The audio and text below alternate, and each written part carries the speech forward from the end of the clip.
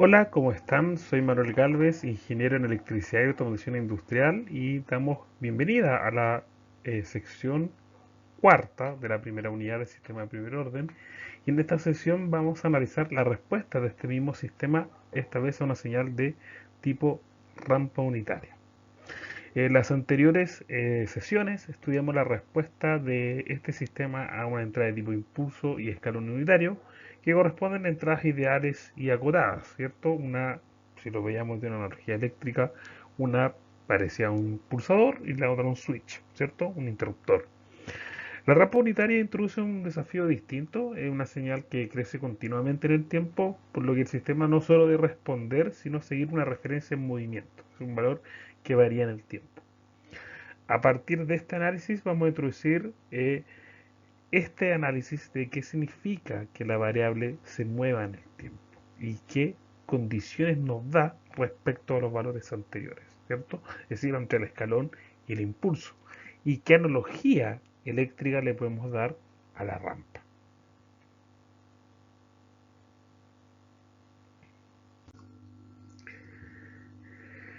Los objetivos que vamos a contextualizar, ¿cierto?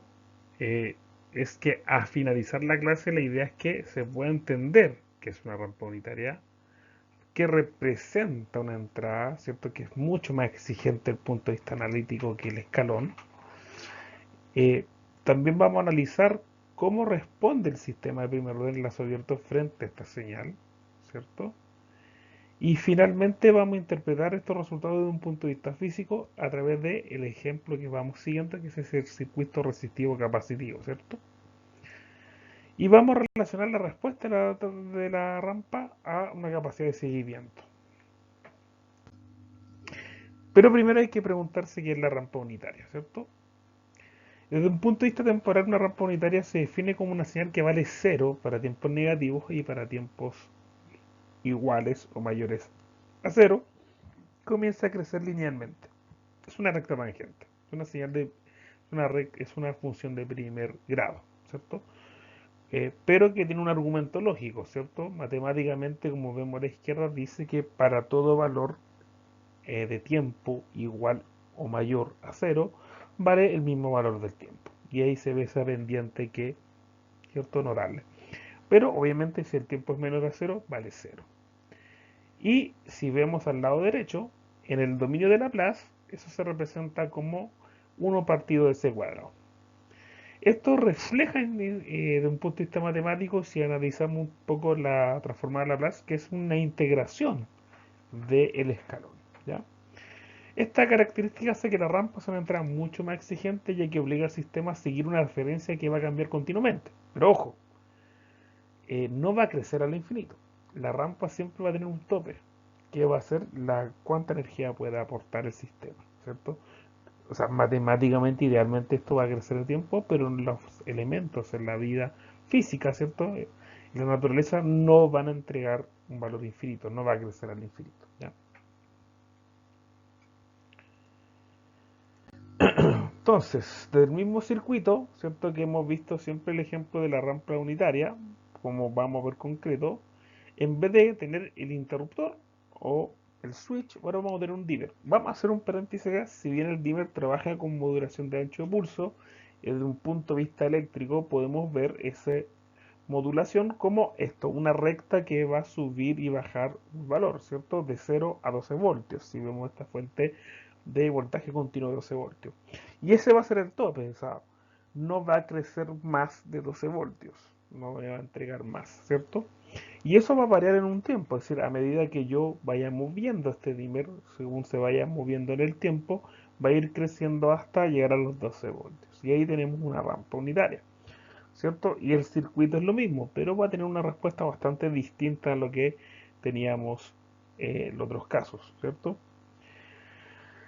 Eh, Hay que volver a recordar eso, que es importante entender que la rampa no crece indefinidamente, ¿cierto? Que va a crecer hasta lo máximo que puede entregar la fuente de energía, en este caso como es una fuente de voltaje, máximo va a entregar 12 voltios, ni más ni menos. Lo mismo que en el caso anterior, y vamos a hacer bien majadero esto porque se habla de valor unitario y es simplemente por esta serie de pasos que se está expresando aquí en la diapositiva, ¿cierto? Vamos a hablar de que la señal va a entregar 12 voltios, ese va a ser nuestro 100%, el valor máximo, por lo tanto podemos hacer una relación aritmético-lógica entre ellas que el impulso real de voltaje y la rampa real de voltaje va a ser 12 voltios por ese valor de rampa. Y si dividimos nos va a dar un valor de 0 a 1, ¿cierto? Donde 1 es el 100% y 0 el 0%.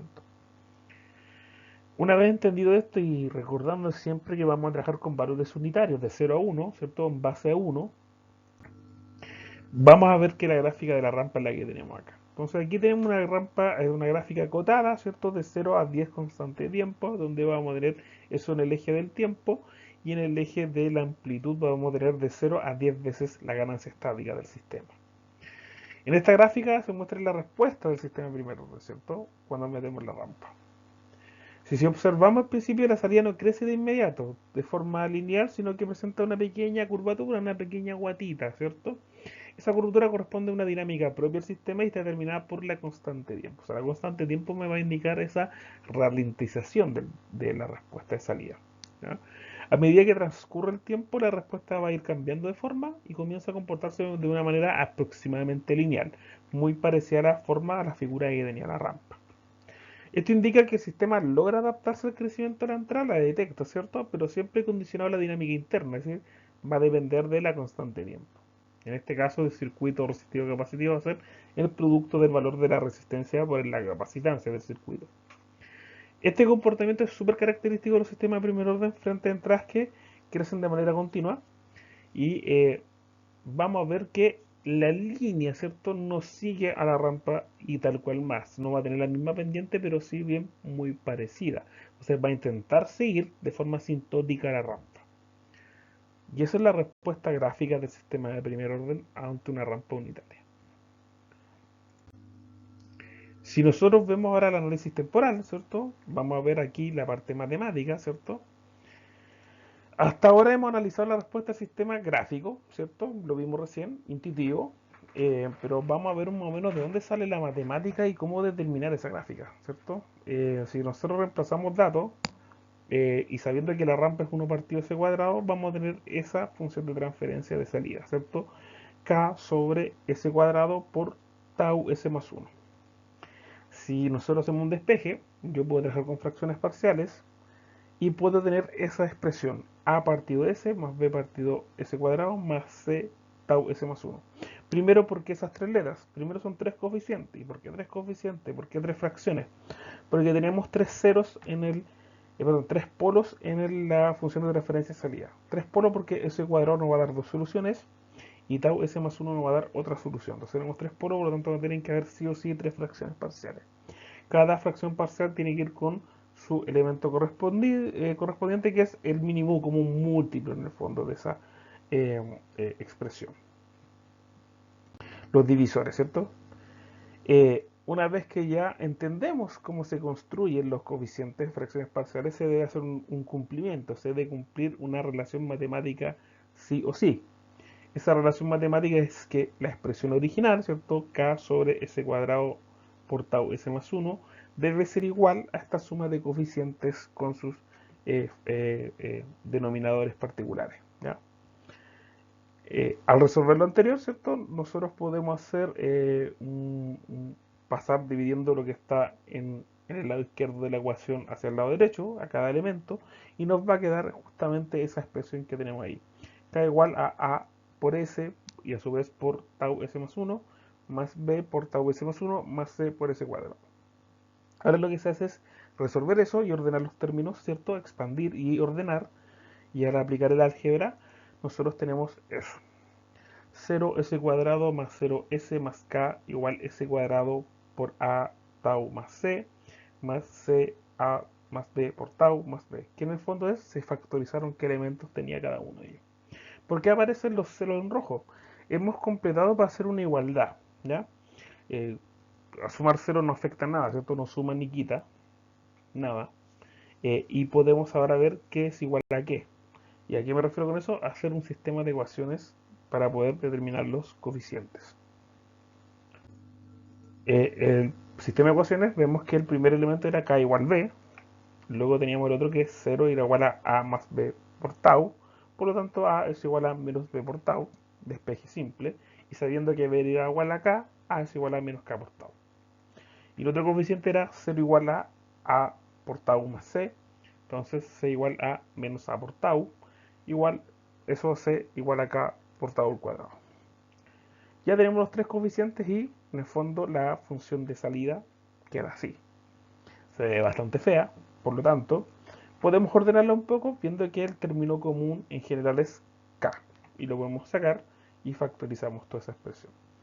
Todavía no tocamos la expresión del tiempo. La expresión del tiempo la vamos a determinar por el siguiente arreglo. Primero vamos a pasar todos los elementos en el plano del tiempo a través de la transformada inversa de Laplace, ¿ya? Donde nos queda esta expresión en el tiempo. Y vamos a hacer una factorización por tau dentro del paréntesis que tenemos ahí. Y nos queda esa expresión. Y esta es una expresión redundante. Y la vamos a interpretar, ¿ya? Primero vamos a interpretar de que la física del sistema, el término k por tiempo, representa la respuesta ideal. Que esa sería, si yo multiplico k por tiempo y ignoro todo lo que está, es el menos tau por toda esa expresión dentro, lo eliminamos, lo volvemos cero, sería la rampa en el fondo. K la ganancia y T el tiempo, y así avanzaría la rampa en el tiempo, ¿cierto? Esa sería una respuesta ideal. Pero el segundo término, que es menos tau por 1 menos exponencial, ¿cierto? La función exponencial elevado a menos t sobre tau. Ese segundo término representa la dinámica de efecto, ¿ya? Gobernada obviamente por la constante de tiempo. ¿Qué quiere decir eso? Que el término significativo hace que la salida se retrase respecto a la entrada. Entre más grande sea la constante de tiempo, va a ser mayor el atraso. A medida que pasa el tiempo, la exponencial decae y ese término va a tender a cero. En régimen permanente, la respuesta del sistema se convierte en una rampa paralela a la entrada, pero de un poquito desplazada. Entonces, si nosotros vamos jugando con la constante de tiempo, podemos viendo la proporción de cómo desplazamos la respuesta de salida del sistema respecto a la rampa que entraba, ¿ya? Eso nos quiere decir esa expresión. Eso lo vamos a ver dentro de la matemática que había, que era cuando visualizamos la gráfica de la rampa original y la gráfica de la rampa de la respuesta de primer orden ante esa rampa, ¿ya? Unas conclusiones para ir cerrando es que lo más importante, la rampa nos permite analizar siempre cómo responde un sistema de primer orden de manera continua, porque sigue esta referencia, ¿cierto? Vimos que esta respuesta está fuertemente condicionada por la constante de tiempo y a diferencia del escalón, la rampa nos va a obligar a observar el comportamiento del sistema, ¿cierto? No solo cuando partimos, sino cuando termina, porque obviamente cuando parte hay un pequeño retraso.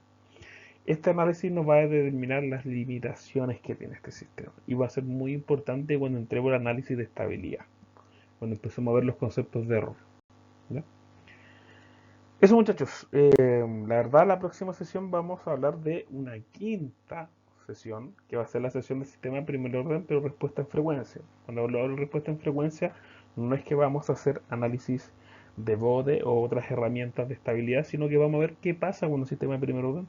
Metemos entradas que se repiten en el tiempo de forma frecuencial, como la señal sinusoidal. Eso, muchachos, mi nombre es Manuel Galvez, ha sido un gusto. Nos estaremos viendo en otra sesión.